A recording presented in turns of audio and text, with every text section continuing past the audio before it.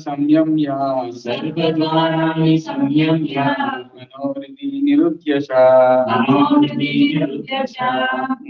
मूर्ध्याधायात्मना प्राणम् आस्थितो योगधारणम् सर्वद्वाराणि संयम्य निरुध्य च मूर्ध्याधायात्मना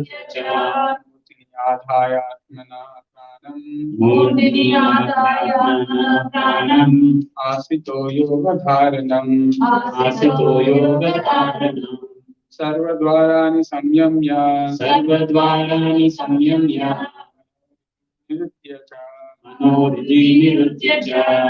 मूर्ध्याधायात्मनः प्राणम्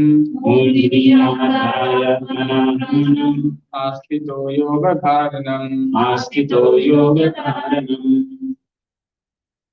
सर्वद्वाराणि संयम्य मनोहृदि निरुध्य च मूर्ध्नि आधायात्मान प्राणम्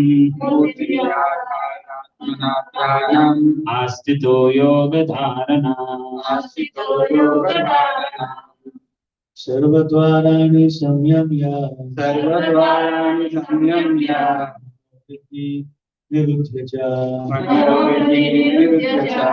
मूर्धनि आधायात्मनः प्राणम्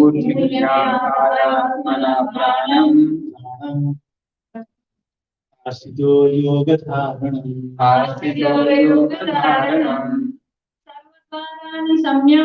सर्वद्वाराणि संयम्य मनोहृदि निरुध्य च मूर्तिनि आधायात्मनः प्राणम् आस्थितो योगधारणम्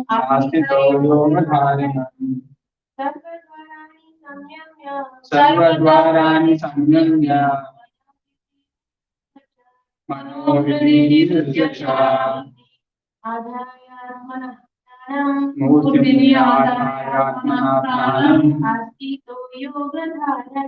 आस्थितो योगधारणम् ऑनलाइन सर्वद्वाराणि संयम्य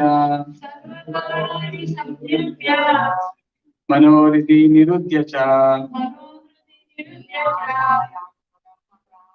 मूर्तिनि आधायात्मना प्राणम् आस्थितो योगधारणम् सर्वद्वाराणि संयम्य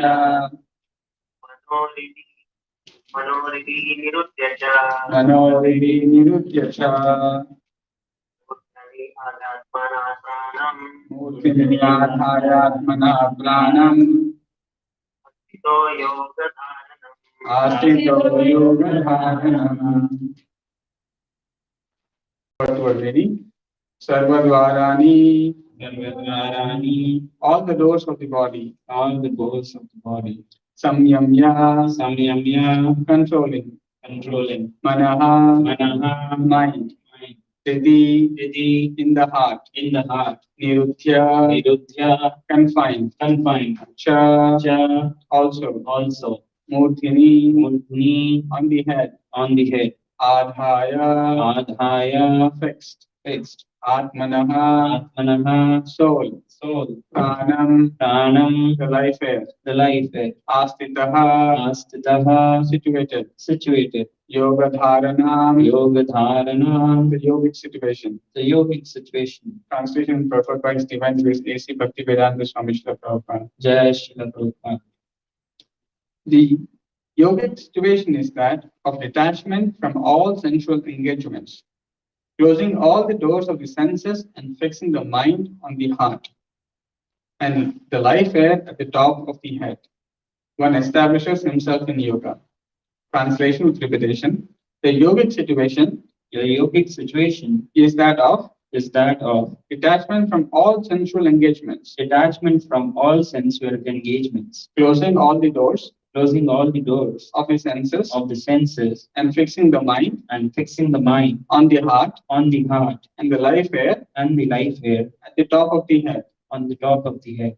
One establishes himself One establishes himself in yoga. in yoga. Purport by Srila Prabhupada. Jai Srila Prabhupada. To practice yoga, as suggested here, one first has to close the door of all sense enjoyment. This practice is called pratyahara, or withdrawing the senses from the sense objects. Sense organs for acquiring knowledge, such as the eyes, ears, nose, tongue, and touch, should be fully controlled and should not be allowed to engage in self-gratification. In this way, the mind focuses on the super soul in the heart, and the life force is raised to the top of the head. In the 6th chapter, this process is described in detail. But as mentioned before, this practice is not practical in this age. The best process is Krishna consciousness. If one is always able to fix his mind on Krishna in devotional service, it is very easy for him to remain in an undisturbed transcendental trance or in samadhi. Thus ends the transcendental Bhaktivedanta purport. Om Agnanati Mirandasya Jnananjana Shalakya Chakshuranmilitam Yena Tasmai Shri Gurave Namaha Namam Vishnu Padaya Krishna Prishtaya Bhutale Srimate Bhakti Vedanta Swami Niti Namine Namaste Saraswate Deve Gauravani Pracharine Nirvishesha Shunyavadi Paschatya Deshatarine Jai Shri Krishna Chaitanya Prabhu Nityananda Shri Advaita Gadadhara Shri Vasadi Gaura Bhaktivinoda Hare Krishna Krishna Krishna Hare Hare Hare Rama Rama Rama Hare Hare.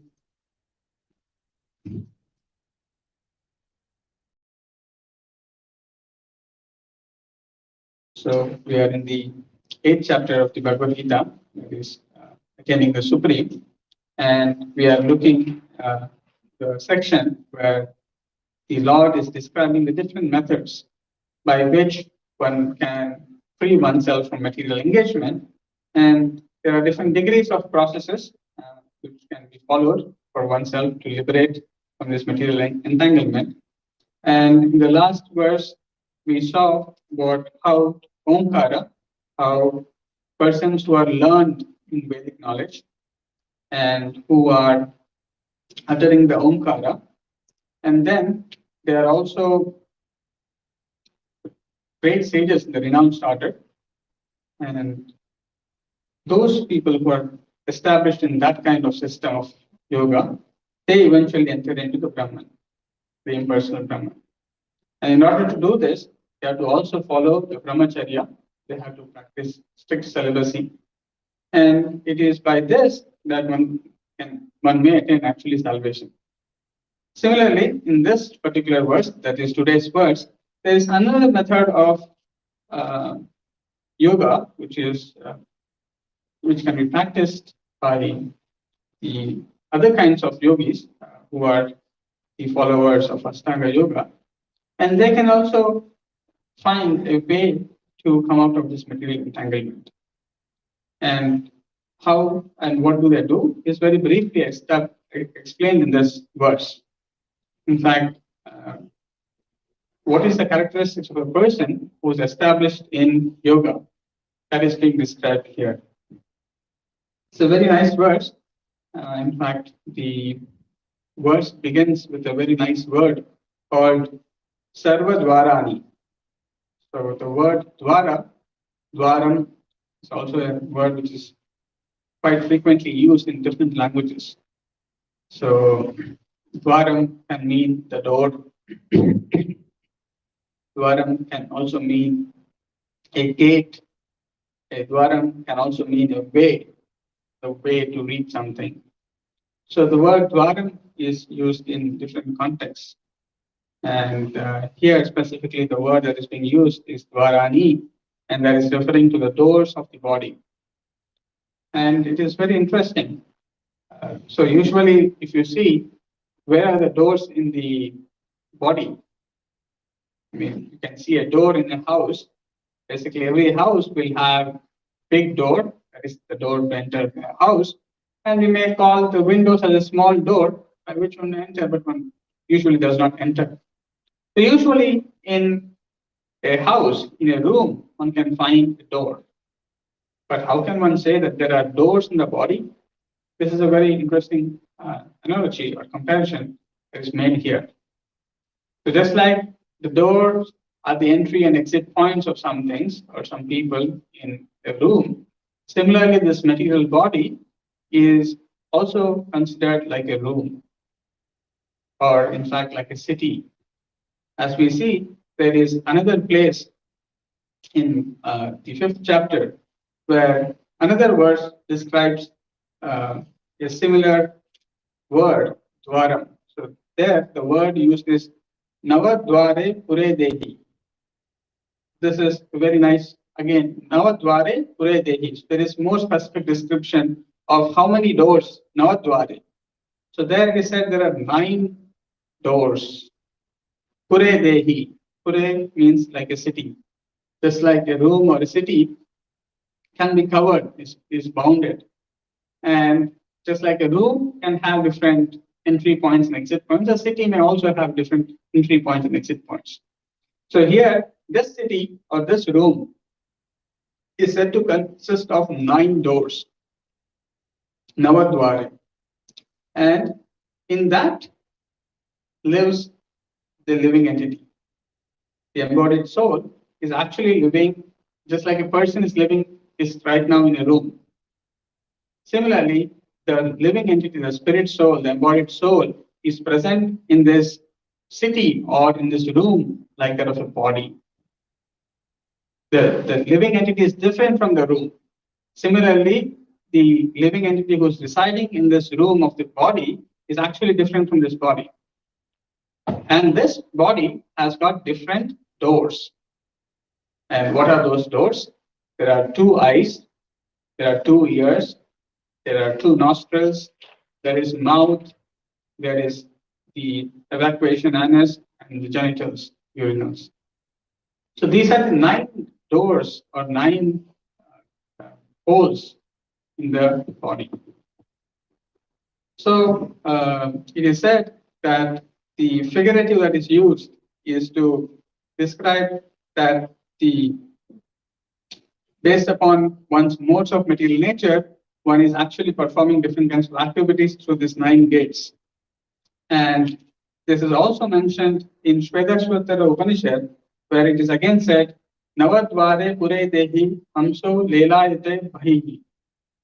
Vashi Sarvasya Lokasya Stavarasya Charasya Cha.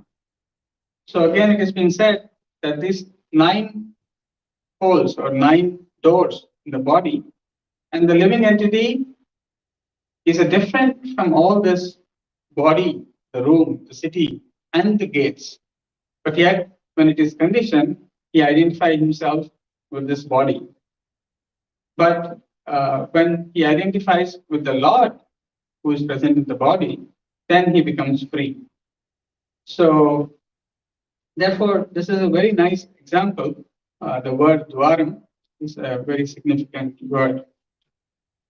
Now, here it is said sarva dwarani. So, sarva dwarani means all the doors of the body, not just one, but all of these 9.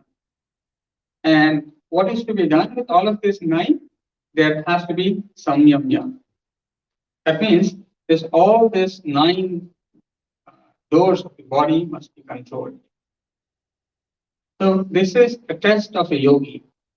So there are many different people who may say that I'm a yogi, I can do so many things, but the actually a one who is really a yogi must be able to control this different doors of the body. If one does not control, then there are different consequences. And it is also important to note that the word dwaram is used in many, many other places. So it's like this. So if I go through a certain door, I may go somewhere. And if I go through some other door, I may go somewhere else. So, for example, I may enter the door of a temple and then I reach the temple. Or I enter the door of a university gate and I go inside and I can go to university. Or I can go to some other door and that could be a door of hospital. So one can choose the different doors one wants to enter. And therefore, quite often in the various places, there are different kinds of dwaras or dwaram are explained. In one place, it is said tamo dwaram. Tamo dwaram means door to the darkness. So one can lead a certain way of life. And what opens because of that kind of actions? It opens a door of darkness. Similarly, there is moksha dwaram. There can be a door which opens one to the path of liberation. So in this way, this word dwaram is used in multiple places. It's a very nice analogy to understand how we can enter into different places by opening different doors. At the same time, how this body is made up of different doors or different holes, and how controlling that is very, very important. And one of the symptoms of a person who is situated in yoga, yoga dharanam astitaha, the one who is situated in yoga, his characteristic is that he will be self-controlled. He'll be controlling all these different doors. Furthermore, he'll be doing two more things. What is that? So, being controlling all these doors, he will fix his mind on the heart. Mano riddhi niruddhyacha. So, he's going to confine his mind unto his heart. So, as long as his senses are turbulent, are engaged with the sensual world, then the mind is not peaceful to focus on the heart. Focus in the heart means a yogi is meditating upon the Lord as Paramatma in the heart. So yogi's another characteristic is that he must meditate on the Lord who is present within the heart. Not that some yogi is practicing on some voidism or something very abstract. No, that is not the characteristic of a yogi. He has to engage his mind. He has to focus. He has to confine his mind onto the heart, and in the heart lies the Lord in the form of Paramatma, and therefore he is meditating on the Lord. This is the second characteristic of a yogi. And third is that Murthini Adharya Pranam. So he also brings his life air to the top of the head. So this is another quality of a yogi. A yogi can control the pranavayu, the life air within the body. He can direct the life air the way he wants. And by that, he is able to do certain things. One of the things is that because of learning how to control this pranavayu, the life air, he can actually withdraw his senses from some place and focus on some place. Or in fact, he would actually restrain his senses from all of the sensual engagements because he knows how to control the life air. And because of his ability to control all the sensual engagements of the senses, he can focus his mind upon the Supreme Lord as Paramatma in the heart. So this is being said in this verse. Basically, this verse is explaining who is said to be situated in yoga or who is said to be established in yoga. And the three characteristics that I mentioned here is that one should be detached from all sensual engagements. So this is the basic in any yoga system. The basic principle is Indriya Samyamyaha. That means one must be controlling one's senses, be it Karma Yoga, Jnana Yoga, Bhakti Yoga, any yoga process.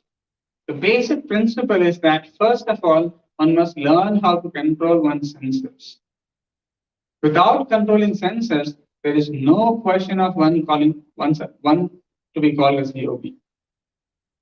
And therefore, here the first thing is detachment from all sensual engagements.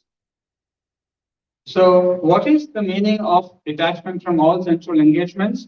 Prabhupada explains in another place that attachment means that one is engaging or one is performing a certain activity for one's own self or sense gratification. The enjoyer of that activity of the senses is the self. And anything that is opposite to this, that means one is engaging one's senses, but not for the enjoyment of one's own self, but rather the enjoyment of the Lord, that is known as detachment from sensual engagements.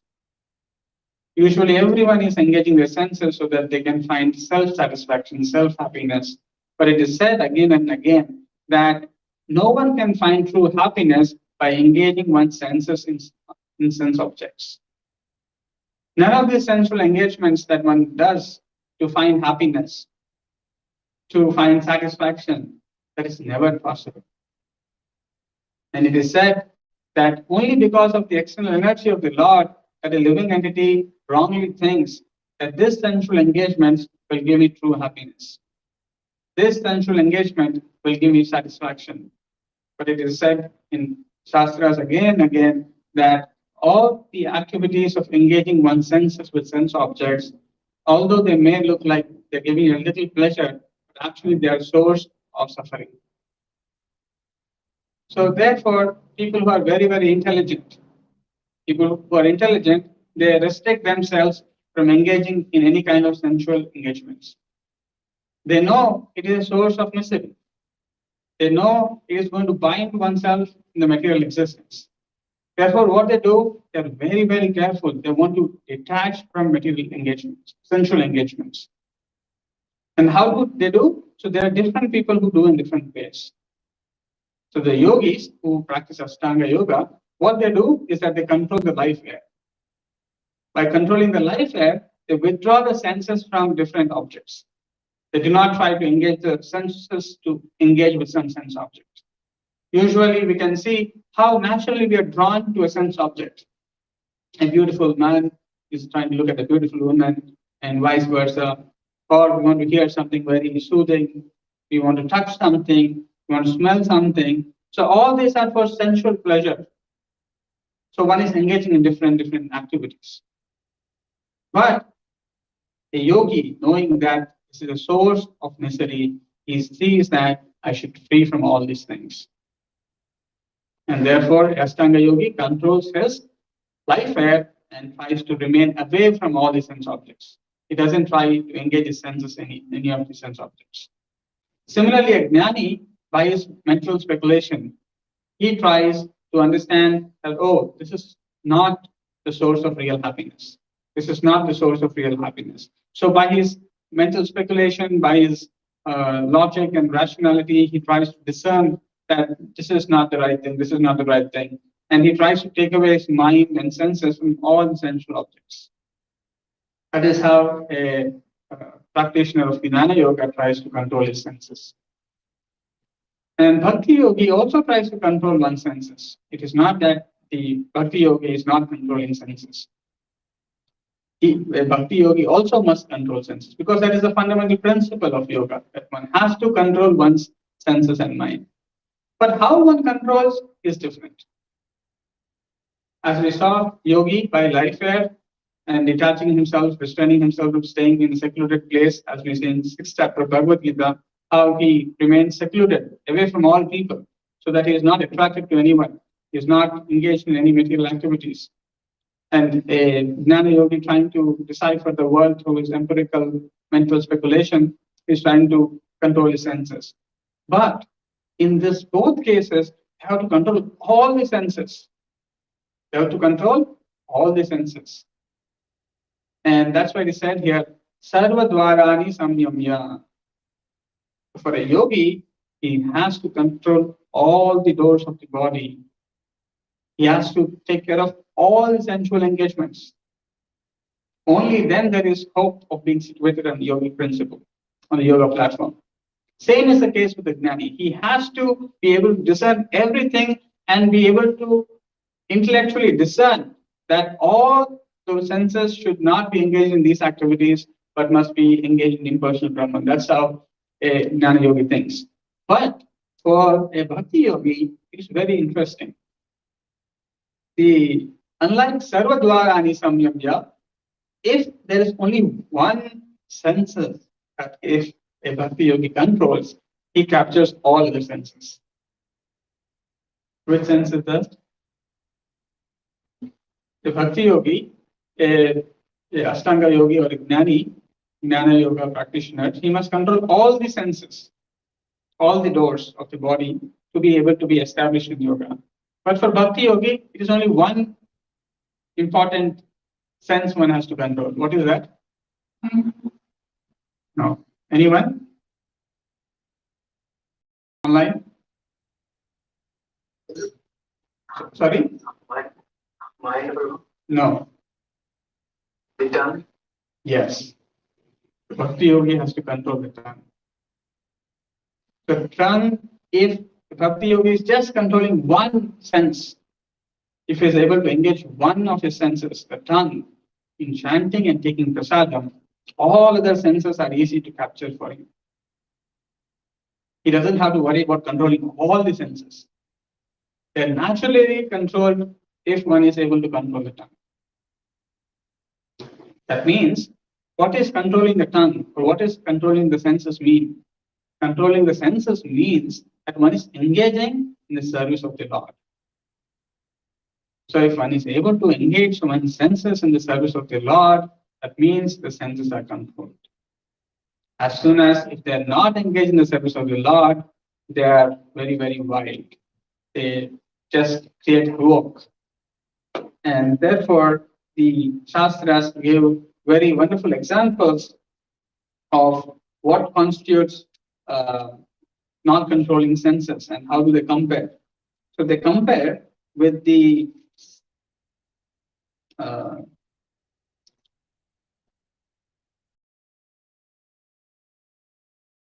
serpent.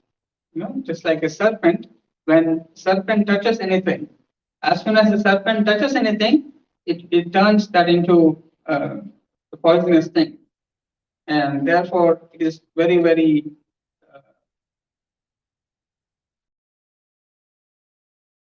the senses are compared to venomous serpents, not just serpents, but venomous serpents. They want to act very loosely and without restriction. The yogi or the devotee must be very strong to control the serpents, like a snake charmer.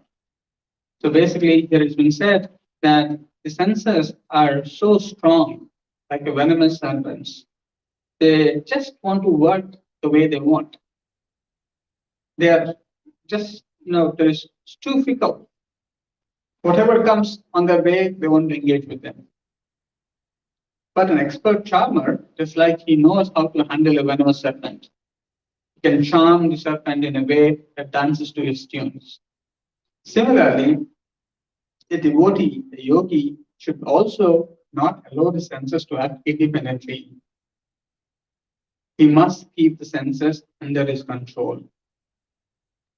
There are many injunctions in the revealed scriptures. Some of them are do's and don'ts.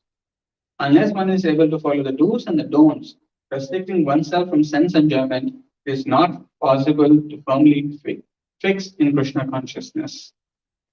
So, what happens if the senses are not controlled? Why is it so important? Because the senses, they drive our consciousness. So, if our senses are connected with some objects, naturally we start contemplating on those sense objects.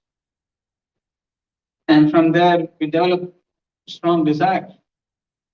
We want to engage with them, and so on and so forth. So in this way, our material cycle of existence continues. As soon as we try to engage our senses and contemplate on sense objects, we develop a deep desire. And as soon as we develop an attachment, then if that attachment is not fulfilled, then we become very, very angry. You can see how, because of lack of control of the senses, people become extremely angry for no reason. The only reason is that they're not able to handle the senses and mind. And if by some chance the object of their desire is satisfied, that turns into lust. They want more and more. There is no satisfaction to the material enjoyment. So in this way, a living entity is entrapped in the material cycle. As soon as one is engaging the senses, contemplating on the sense objects, developing attachment, and if that attachment is not fulfilled, then there is anger, and if it is fulfilled, there is lust. In this way, the living entity is constantly struggling, and therefore, time and again, the living entities are told not to engage in sensual engagement for sensual pleasures, because those are not real pleasures. And this is the test of a yogi. Any kind of a yogi, if one has to do a test, the test is how is he engaging his senses? Where is his mind engaged? These are the tests. Anyone can do themselves. In the day, what am I doing with my senses? Where is my mind engaged? What is it thinking about? So these are some simple symptoms. And Bhagavad Gita gives a wonderful example of how the senses should be engaged. And the example that is given of a kurmaha. So kurmaha, kurmo anganiva sarvashaha. Just like the limbs of a tortoise. So what tortoise does is that it can withdraw its limbs within the shell whenever it wants. And whenever it wants, again, it takes out the limbs. Similarly, a yogi should be able to withdraw the senses from sense objects as the tortoise draws its limbs within the shell. So basically, one who is Krishna conscious, or one who wants to be Krishna conscious, or one who is a yogi should be able to wind up his senses and exhibit them again at any time for particular purposes. So what is the difference between a common man and a Krishna conscious devotee or a yogi? A common man does not know when to engage his senses or when not to engage his senses. He is constantly engaging his senses. Whatever comes, he's just engaging. And he is hoping that this engagement is a real way of finding happiness, real way of living life. And more I engage, more I feel happy. Just like someone was telling today, there is some big screen, in Boston, there are some activities going on. And someone is going there hoping that that environment of watching something on a television with a lot of friends and so on and so forth will give a certain kind of joy. But one does not recognize how these sensual engagements cause different kinds of miseries. And one is not able to control one's senses from being engaged in those things.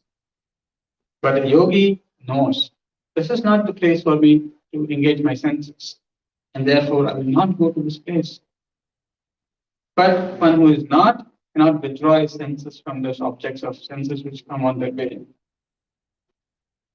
Similarly, the senses of the Krishna conscious person are used only for some particular purpose in the service of the Lord and are withdrawn otherwise. So this is a principle. Whenever there is service of the Lord, one uses one's senses. If there is something that is to be spoken about the Lord, one speaks. If there is something to travel for the service of the Lord, one travels. If there is something to clean with the hands for the service of the Lord, one does the cleaning. All this is being done. All the senses are being engaged only when there is a necessity in the service of the Lord. Otherwise, one is not engaging his senses in any of these things. The example of the tortoise is the best analogy as how we should use our senses at the right time in the service of the Lord and withdraw whenever when there is no service of the Lord. So the sense enjoyment is something which is what everyone is trying to restrain. The yogis, when they are trying to restrain sense enjoyment, they have to undergo a very, very rigid, strong process, which is very difficult. So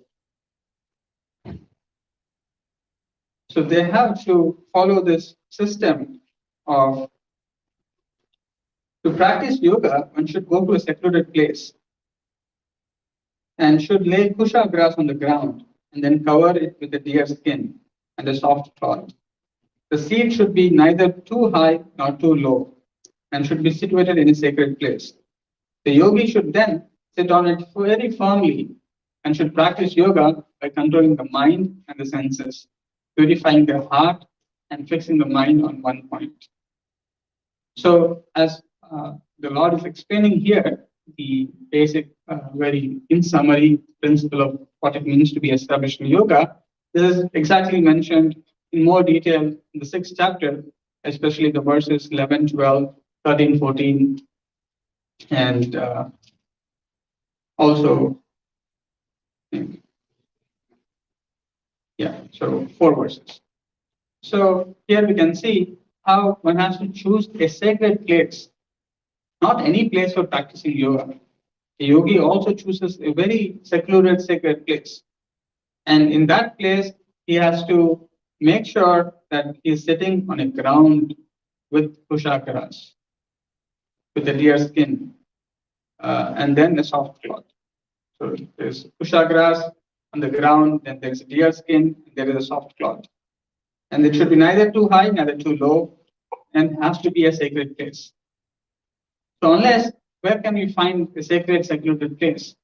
Every place is so much engrossed with people everywhere, and everywhere place the technology, sound of sense gratification is going everywhere.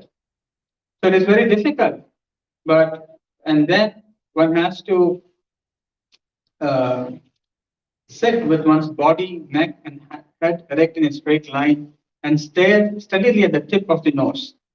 Thus, with an unagitated, subdued mind, devoid of fear, completely free from sex life, one should meditate upon me within the heart and make me the ultimate goal of life.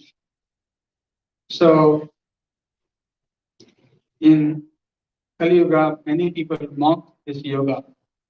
They think anything and everything is yoga, but no. There is a very specific process, there is a specific goal, a specific method that has to be applied if one wants to become a yogi, even an Ashtanga yogi. To sit straight with his head, body, and neck all in straight line, fixing his eyes on tip of the nose, and without having fear, without being agitated in mind, one has to meditate upon the Lord within. So all these things one has to do so as to come to a platform of yoga. So it is not very easy to control senses. So a yogi has to go through all these steps, the 8 steps of yama, niyama,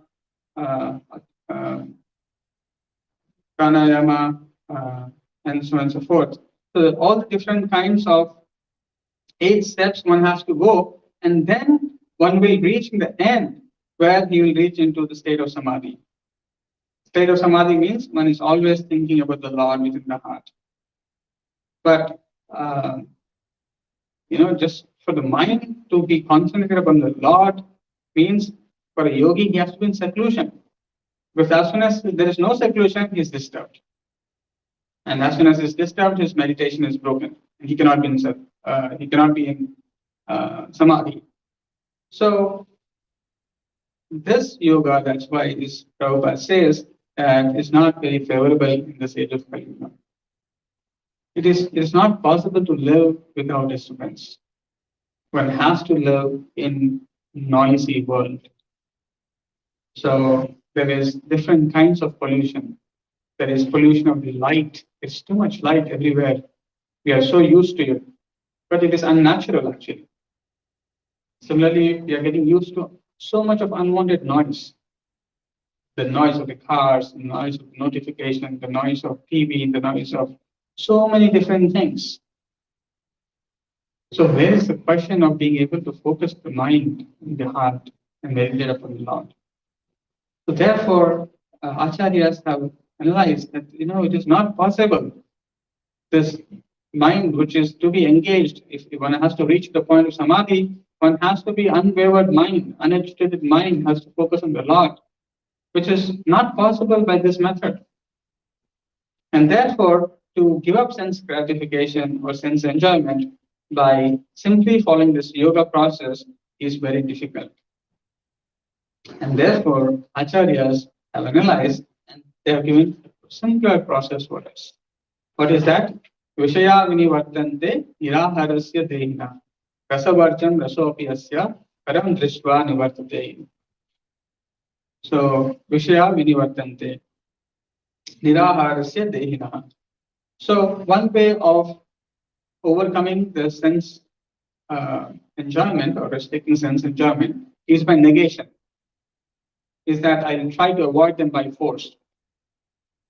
The Gnani and the yogi tries to avoid these sensual engagements by force. But as soon as there is, just like a man who's deceased, who is prevented from eating something by force, may restrain for some time. But as soon as he gets another opportunity, slightly well, he starts engaging in those. And one of the wonderful examples is that is given of there are so many so-called devotees who go to Sabarimala, especially in Andhra Pradesh, they take something as mala, diksha, or something, some mala. For 30 days, they refrain from eating all meat, intoxication. They eat very limited food and a limited time. They offer prayers and so on and so forth. So they restrain their senses from all the sense engagements. But as soon as they climb the hill and they come down, immediately they have a party of drinking and other things. So this kind of detachment is not what is the real detachment, sensual engagement. This is not the real way of restricting the senses, because people have forgotten what is the purpose of doing all these things. They think it's another ritual that I restrain for 30 days, that I get all the benefit of my life. No, that 30 days is meant to help you control your rest of the year. And then again, you practice it further, and that way you learn yourself from restraining in sensual engagements, which is dragging you into material existence. Because that kind of process is not possible, and the process of yogi or gnani is possible. Therefore, the process that is given is to be engaging our senses in activities which are higher in taste. By having our engagements which give us higher taste, one can be fixed one's consciousness on the Supreme Lord very easily. So it is again and again said that the easy way is if one is transcendentally situated, or if one is engaging one's senses in devotional service. As soon as one is engaging one's senses in devotional service, one experiences the bhakti rasa or the mellow of devotional service. And that is so enlivening to the senses. It is so uplifting to the senses that naturally one gives up the pleasure to enjoy other things. As some of you might know, we have everyday evening chanting from 9 to 9:30 on Zoom. And one of the Matajis who joins the chanting, over a period of time, for a few months, she has been joining regularly. And now she was telling, Prabhuji, I was flying from California to the place, Chicago. Usually in that flight, I used to always open a magazine and read something. But this time, I did not like to touch the magazine. I didn't want to do anything which I used to do earlier. Or I used to simply do something else. But this time, I thought I will chant, or I will read something, or I'll do something. I didn't have the taste. So this is a beautiful process. By engaging the service of the Lord, one is able to give up the sensual attachments. How does that happen? The wonderful example that is given in scriptures is that just like a fire spark, when it is present in a room, it can burn away the entire room. If there's a small fire, it can burn away the entire room. Similarly, if one little devotion service is done, and by the mercy of the Lord who is present in the heart, he can burn away all the material impurities. So when we invite the Lord by engaging in devotional service, as recommended by a pure devotee, then by the mercy of the Lord, all the material impurities will vanish. And all the taste that we have for material things will vanish. Otherwise, it is so difficult to hold from the influence of material desires and material tastes. But simply by engaging in devotional service. And it is such a wonderful process that is given by Chaitanya Mahaprabhu and Srila Prabhupada. Simply to take Krishna Prasadam and simply to chant. It is so simple, but it is so wonderful. Because of the presence of the Lord, because prasadam is not different from the Lord, holy name is not different from the Lord, as we are associating with the Lord, gradually, even if one is having material desires in the beginning, sometimes it is not possible to be completely surrendered, completely freed from material engagements. Still, the Lord is very, very merciful. Lord is not only very, very merciful, he is very, very intelligent. So even if one is going and approaching the Lord with a material motive, with a fruitive motive, with a certain kind of speculative mindset, but the Lord, who sees only the positive things, like a very, very dear father, he gradually engages the living entity in such a way that all his material desires vanquish and gradually gets fixated in serving the Lord. So this process of bhakti yoga is so simple, and that's why it is called param drishva nivartate. So by experiencing this higher taste, one can give up the lower taste. And therefore, again and again, Srila Prabhupada in different purpose, in different places, establishes why chanting of Hare Krishna or the Bhakti Yoga process is the recommended process. Because if this process is not followed, one is sure to fall down. Because the circumstances are not favorable to practice other methods. It is not for the general public, it is not for the masses. Just like it is mentioned in the Shastras that meditating on Lord Vishnu was a process in Satya Yoga. Why? Because in Satya Yoga, the lifespan was for 100,000 years. And the environment where one can sit down in seclusion, be able to have that bodily strength and mental strength to be able to be freed from the worries of the surroundings and be able to engage one's attention upon the Lord in the heart. Therefore, that circumstances were favorable. Therefore, they can do for 50,000 years, 60,000 years, they could do yoga practice and they could survive. We cannot do for 10 minutes, 20 minutes, 30 minutes, neither for a week continuously. Kali Yuga is such a fallen age. Bodily strength is less, our memories are less. We are limited by so many things. Therefore, someone who's trying to endeavor in this path is sure to be failed. One cannot reach sufficient progress, and therefore it is not worthwhile. And therefore, meditation on the Supreme Lord Vishnu was possible in Satya Yuga, and in Treta Yuga, there is the fire sacrifices, the yajnas were performed to please and satisfy the Lord. And in Dwapar Yuga, the temple worship of worshipping the lotus feet of the Lord was followed. And for Kali Yuga, there is only one process that has been recommended. Hare Nama, Hare Nama, Hare Nama, Eva Kevalam, Kalo Nasti, Eva Nasti, Eva Nasti, Eva Katiramyata. Sarva Vedeshu Drishyate. If one looks at all the Vedic scriptures and sees what is the process for Kali Kalmasha Nashana, if you want to be freed from the influence of Kali Yuga, which is filled with so much of material contamination and disturbance, there is no other way. And therefore, time and again, Shastras are recommending, Acharyas are recommending, somewhere or the other, engage your senses in chanting and taking Krishna Prasadam, and other times engage in serving the Lord by one's other senses. The best example is given of that Ambarish Maharaj. How? Because he was constantly engaged in the service of the Lord. He was engaging his mind in thinking the lotus feet of the Lord. He was engaging his hands to clean the temple, legs to travel to pilgrimage places, to smell the flower garlands of the Lord, to hear Krishna Katha. In this way, he was engaging all his senses, and therefore he was never fearful. On the other hand, Durvasa Muni became very, very angry. Durvasa Muni became just for a little so-called, even that was not an offense, but he became so agitated he could not control his anger. although he was a great yogi, but he became so agitated.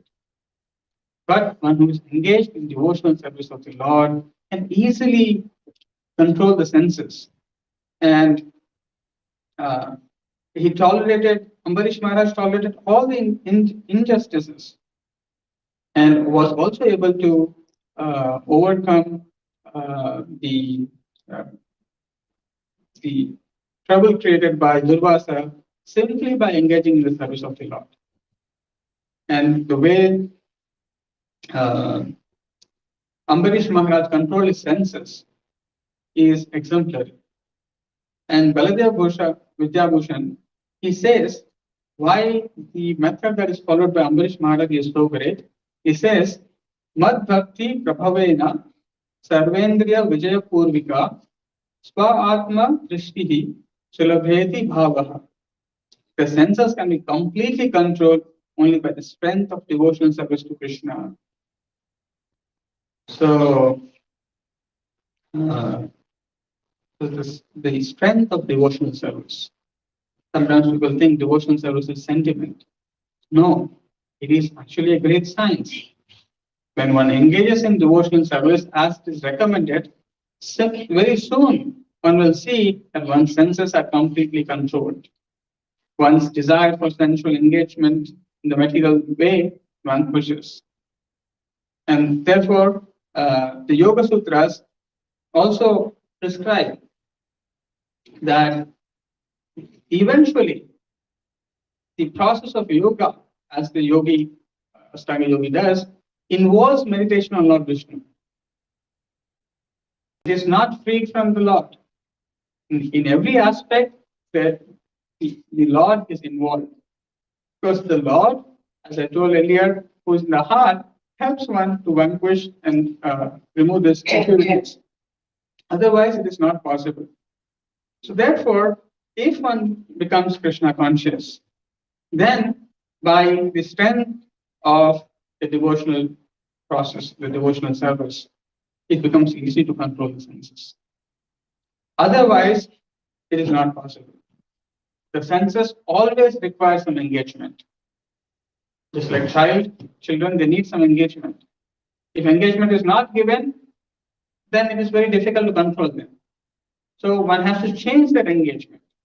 Similarly, we have a natural tendency to engage our senses in a specific way, but we can dovetail or change that engagement in devotional service. As soon as we engage in the devotional service, then the desire to seek the engagement materialism will reduce. And the another very wonderful example that is given of how this is true or this is actually possible is the example that is of Haridas Thakur.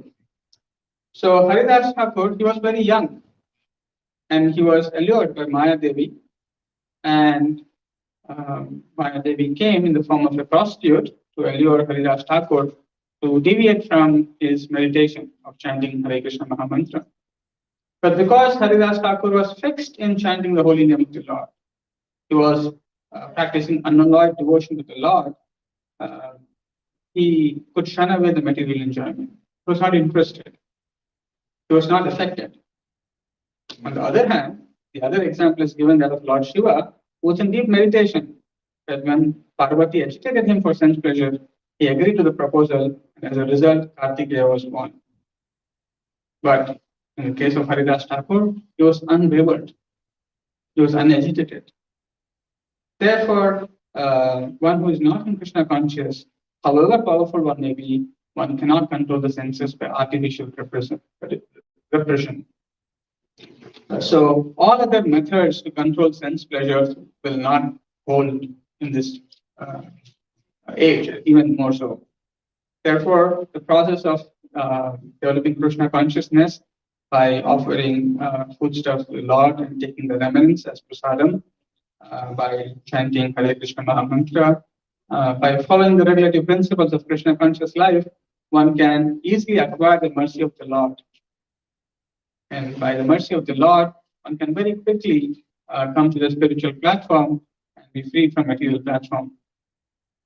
And it is by that process that one can easily control the senses and be actually be situated and established in yoga. Otherwise, the other processes are very difficult, and as one is not established in the process of yoga, it is very difficult for one to remember the Lord, meditate upon the Lord. And if one is not meditating in the moment of the Lord, at the point of death, one has to again continue their life in some other form. And therefore, this is a beautiful verse which is giving us the instructions of how a yogi establishes himself in yoga. And Prabhupada is again establishing this point. But as mentioned before, this practice is not practical in this age. The best process is Krishna consciousness. If one is always able to fix his mind on Krishna in devotional service, it is very easy for him to remain in an undisturbed transcendental trance or in samadhi. So if you really want to remain in samadhi or trance, able to control all the senses, if you simply do book distribution, chant Hare Krishna Prasadam, it's very, very easy. We'll stop here and see if there are any questions or comments.